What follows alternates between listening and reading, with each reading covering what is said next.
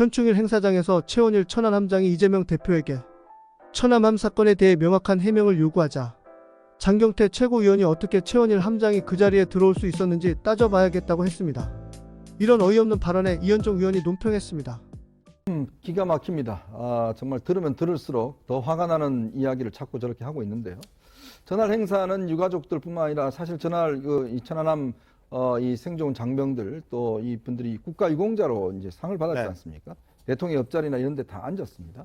충분히 가서 이야기할 수 있는 거죠. 아니 젊은 청년 의원이라고 하는 사람이 아니 저렇게 간 거를 아니 근데 어디다 대고 지금 우리 대표한테 옆에 가서 이야기해 이런 거 아니겠습니까? 참 정말 앞뒤가 맞지 않는 이야기를 하는 것이고 이러니까 이제 민주당에 자꾸 어떤 의심을 받는 겁니다. 자꾸 상처에 소금 뿌리는 일을 저런 사고방식을 하니까 하는 것이고 저거는 뭐냐면 당대표가 이 문제에 대해서 명확한 이야기를 하지 않기 때문에 더 저런 이야기를 하는 거예요.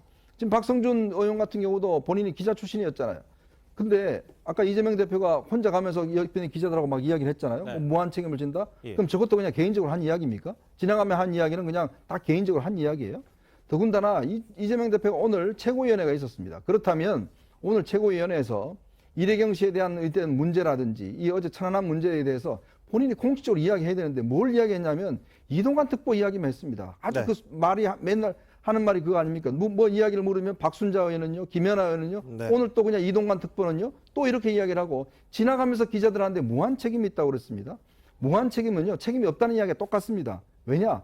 책임은요, 명확해야 됩니다. 어떤 책임이란 거는 어떻게 책임지는지 명확해야 그게 책임인데 지금 당대표로서 무한 책임을 진다는 거는 책임 하나도 없다는 이야기예요. 그런데 이번 인사를 보면 모든 걸 다 자기 결정에 따라서 한 거 아니겠습니까?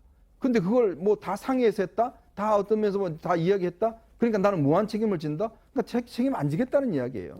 더군다나 저렇게 최원일 함장에 와서 이야기를 하면 될 거 아닙니까? 나 지금 내 생각에도 이게 폭침이 맞다. 우리 대변인이 좀 그건 과했다. 하고 이야기하면 될 텐데 말을 안 합니다. 지금까지도 말을 안 해요. 왜? 본인은 제가 생각할 때 그렇습니다. 여전히 이 천안함 폭침에 대해서 본인은 북한 소행이 아니라고 믿는 게 아닌지 북한에 대해서는 하나라도 조금이라도 상처를 주는 이야기를 하지 않으려고 하는 건 아닌지 반면 일본에 대해서는 끊임없이 일본에 대해서 이야기를 합니다. 말끝마다 일본에 대해서 이야기를 해요. 그렇지만 북한에 대해서는 한마디의 이야기를 하질 않습니다. 왜 그럴까요? 저는 여전히 의문입니다. 그것 좀 대답해 주셨으면 좋겠어요.